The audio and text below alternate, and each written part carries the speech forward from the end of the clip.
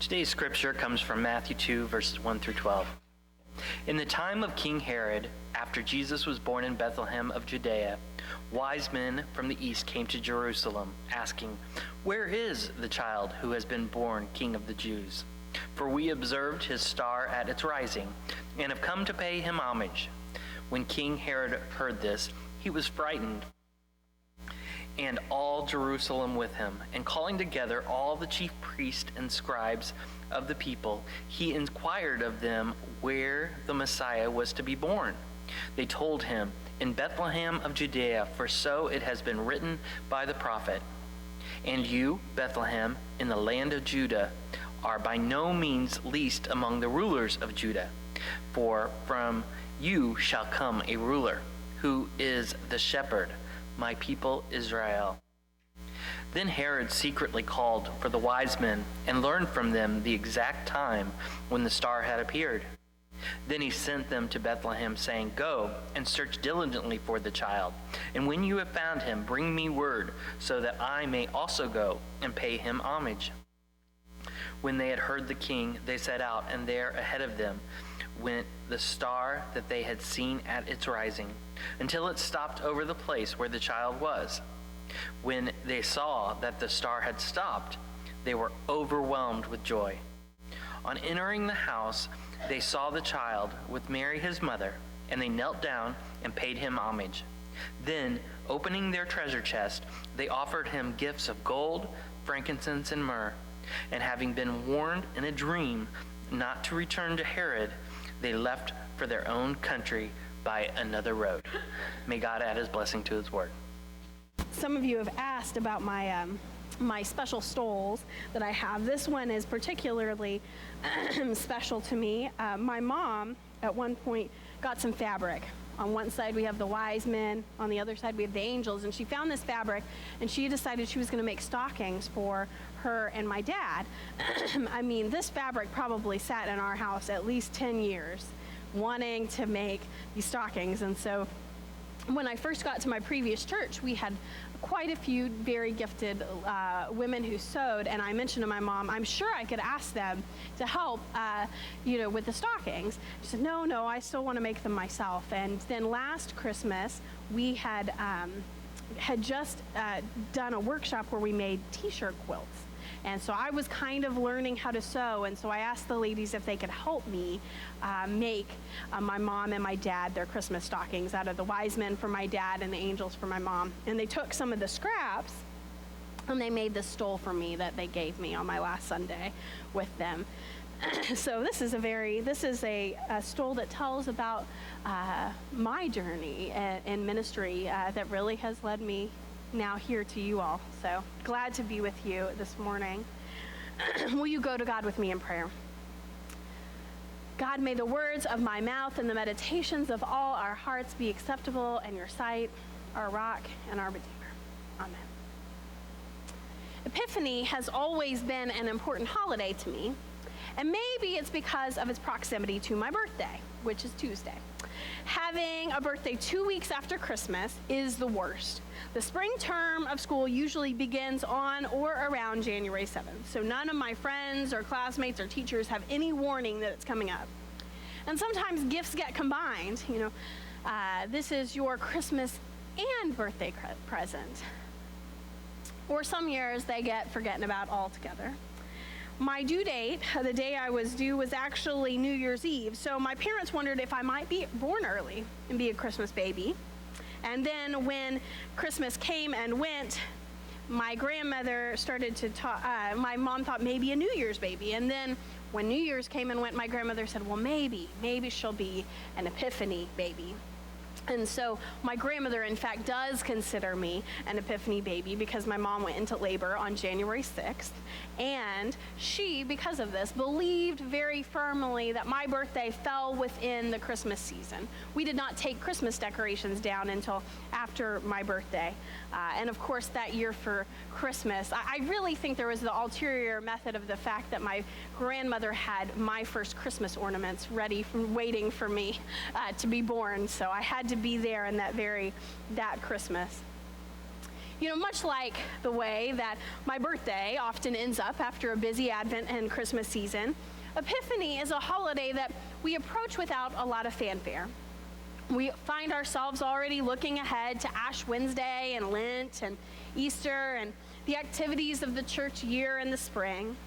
And at home, many people, not us, but many other people take down their Christmas decorations, sometimes before December 31st. And even in some churches, because of logistical reasons, pack away those Christmas decorations before Epiphany makes it here. Some years and some places and some churches, especially in the Protestant church, it passes without much mention, especially when it falls on a weekday and the pastor decides to launch into, their January New Year sermon series. See, we've already seen the wise ones meet the Christ child in our children's program, so it's hard for us to remember that journey isn't finished yet. Our nativities put everyone together and tie it up with a bow, but we forget the kings weren't there at the same time as the shepherds, and that Jesus wasn't a baby in a manger, but a toddler toddling about his mother's feet. I've been following some Facebook pages this season and last season that have detailed the journey of the kings, taking those little wise men from the Playmobil Children's Nativity and showing their journey starting from December 1st to now when they reach the Christ child, and showing those little figures in different parts of the church getting into all sorts of trouble on their journey. I even thought about taking our little worship and wonder wise men that Tracy had during Children's Moment and doing something similar, but only having been here 2 months, things kind of got away from me. So next year, stay tuned. You'll see those wise men getting into all kind of shenanigans in our church. We so often focus on the journey of Mary and Joseph to Bethlehem, which was a quite difficult journey, a long way to travel when you're with child. We sometimes forget that the journey of the wise men was long and arduous. We forget the determination and distance that was required of these magi from the east to seek the king who had been born in Bethlehem. These travelers were not Jewish, and they were not eagerly awaiting the arrival of God's promised king for the world, and yet they were the ones called to traverse long distances, searching for the king that the star announced. The early church viewed this encounter with the Magi, with Jesus, as a foreshadowing of Jesus' gift to all peoples, Jews and Gentiles alike. And it was a long and tedious journey across fields and fountains, moors and mountains, as the hymn tells us. However, what has struck me the most about the wise men is not the road that they took to find Jesus, but the road that they took home after they found him. Now, I imagine you, like me, often take the same road to work, to church, wherever you're going. You get up, you pull out of your driveway, you turn right, you turn left, you go around the roundabout, you take the third exit, you hope nobody hits you, you keep along your merry way. Those roundabouts, man, those are scary, scary places. When we encounter something like a road detour or closure or a traffic accident, it throws us out of our normal routine and we adjust. But I'm sure you, like me, probably grumble a bit about it because we like our routines and we know the most efficient way to get to the places we want to be, and time is valuable. In our culture, time is money. And the kings had traveled a long way. And the Roman Empire was well known for its roads, one of the amazing innovations they had implemented. They benefited military endeavors and trade in a vast and growing empire. And there are some Roman constructed roads that are still in existence and even used today. So as not to get lost, I imagine that the wise men carefully marked down their route so that they would be able to return home safely. Because they had followed the star to find Jesus, but there was no star that would be there to help them on their return home. And they were good at navigating because they were astronomers. So they watched the stars and watched for changes in the stars to become better acquainted with the world around them, the direction of the world. And that's how they first saw the star that caught their attention, the star that told them something big was happening. On their journey, they encountered another king who was not happy to hear the news of the birth of a new king. He liked his wealth and his position and his power, and he was the true king of the Jews, appointed and endorsed by Rome. He had a seal, he had people who supported him and endorsed him and said he was the ruler. So to hear that there might be a new king in town threatened everything that he held dear in his lavish life. He pretended to the wise men that he too wanted to worship the new king and asked them to let him know where they had found the new king on their way home. The wise men continued their journey until the star stopped above Jesus' home. They found him there with his mother, and they were immediately filled with joy. They bowed down to worship him and pay him honor. They offered him costly gifts of gold and frankincense and myrrh. I wonder what the neighbors must have thought to see such a regal caravan stop at home of Joseph the carpenter. I bet it all seemed a bit out of place, probably as out of place as those jars of gold and frankincense of myrrh looked on the hutch in the dining room / kitchen, probably / living room of Mary, Joseph, and Jesus. For the wise men, seeing Jesus was the culmination of a long journey that began when they saw this unusual star in the sky, which they believed signaled something very important was happening. Yet for them, it was not the end of the journey. Because when they got there, they saw something amazing, possibly indescribable. They saw God incarnate. God in the form of a helpless child, but still very much God. They saw something that they would take with them wherever their future journeys took them. Last Christmas, Sam and I had my friend Ashley over with their kids. I have lots of Christmas decorations that are fun for children. I think I got it from my mom and then my grandmother, so I was very excited to have them come over during the season. We have several toy nativities, Christmas stuffed animals, and children's books, and a set of Charlie Brown Christmas carolers that sing when you hit a button. However, her 2-year-old Toby quickly spied the old rubber baby Jesus doll that my mom had given me because she thought that I might find it useful for ministry. My grandmother had been a preschool teacher, and she had this little Jesus doll along with a book that has since been lost that she would read to the children to tell the story of Jesus' birth and then pass the little baby around so they could each hold him. Toby found him and began carrying him around and immediately said, "Baby Jesus, baby Jesus." And for most of the night, he and his older sister took turns holding baby Jesus, tucking him into bed, putting him in the doll-sized red wagon that I had, and pulling him around the living room. Once, just once, Toby got maybe a little too rough with the doll, and his mom fussed at him and told him to be gentle. And I waxed in perhaps my best pastor voice, as my friend Ashley will say that I go into sometimes, and said, "Yes, we must be gentle with baby Jesus." And then I added, that's probably my favorite part of the Christmas story. God loved us so much that he came down to us in the form of a baby that God had to trust that we would take care of and be gentle with. Isn't that crazy? It might have been a little too much for a 2-year-old and a 5-year-old to comprehend, but the adults in the room looked at each other and nodded.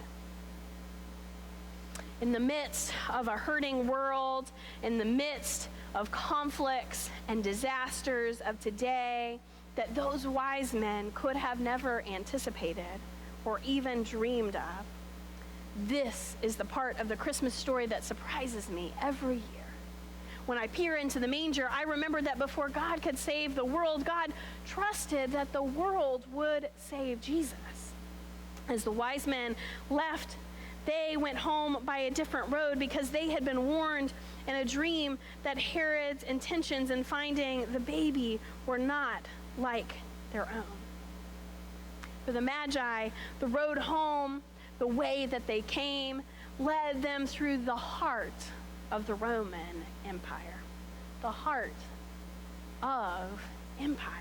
It led to the seat of earthly power and human might, to a person so consumed with keeping his position of power and privilege that he would slaughter innocent children to preserve and maintain his authority. It led to a place that was far from the peaceable kingdom that we were promised with the birth of Jesus. Before Jesus could even begin that journey, Jesus had to be guarded and protected by his parents, by the wise men, by others along the way. What faith must God have in ordinary people like us to trust that all would happen according to God's plan? Because as we've seen throughout much of the Bible and throughout much of human history, humans aren't the best at doing things according to God's plans. And yet, despite that, God calls us again and again to bring God's vision and God's kingdom into a broken and shattered world. A few years ago, I began an Epiphany tradition at my congregation called Star Words. Each member of the congregation received a star with a word on it. The first year, my star was the word gospel. At first, I thought it was silly that the pastor would receive the word gospel, but as the year progressed, I realized how much I desperately needed to be reminded of that good news, which is the gospel, even as it was my own job to preach it. Today, I have stars for you. Just as the Magi did, we have encountered Jesus, and we cannot go back the way that we came. We are not the same people who began the journey, and we need a new star to guide us as we journey home by another way. This year, as you take your word, I want you to think of it as your guiding star. We have scripture, and we have prayer, and we have many tools that God has given us for our journey, but our stars will help us focus in our prayer life, in our reflection on scripture, as we look at the world around us. It's like a spyglass. You have a spyglass and you have to rotate the tubes to make things go from blurry to clear. You have to focus to see where you are headed and what is ahead of you. That is what I hope that this star will do for you. This year especially, as a church, I hope that we discern God's vision for us. In 2020, it is time to refocus on the journey God is calling on us on, both in our own individual and family lives and together as God's people, as a church. We have begun a new year, a new decade, but we continue on an old journey, a journey of faith you began perhaps long, long ago. Yet each year you make this journey and you take that lap around the manger, peer inside to see the infant baby Jesus. And you can't help but see something new and old, wonderful and beautiful and terrifying, that is God made flesh. And just like the Magi were warned in a dream by an angel to go home by another way, we too are compelled by our encounter to find a new way to journey in Christ, down a different road, a road that is so often less traveled. As we take this moment for reflection to prepare for prayer and the communion table, our deacons will pass out stars. I invite you to prayerfully take one. And I pray that God will use these stars to guide you on your own journey down a different road.